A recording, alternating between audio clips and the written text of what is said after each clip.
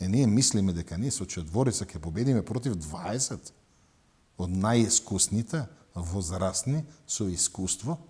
Што е искуството во решавање на ваков вид на проблеми на овие од нашата страна? Дали знаеле како се решавале проблемите што биле слични помеѓу Данска, Финска, било каде, Германија, Полска. Да, ама сакам имено да кажувам Сирија и Либан во прашање за идентитет.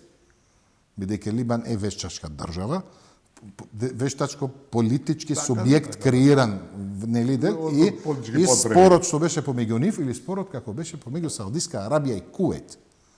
И сега, значи, овие немат ни искуство теренски за решавање на ваков вид на проблеми. Не верувам дека го учеле тоа во историја или во нешто вакво, направиле некаква компаративна анализа, може, и влегле, и тој авантуризмот, да влезеш, сега ја ќе влезам, ќе бреговавам, ја ќе го решавам тој проблем за 5 минути.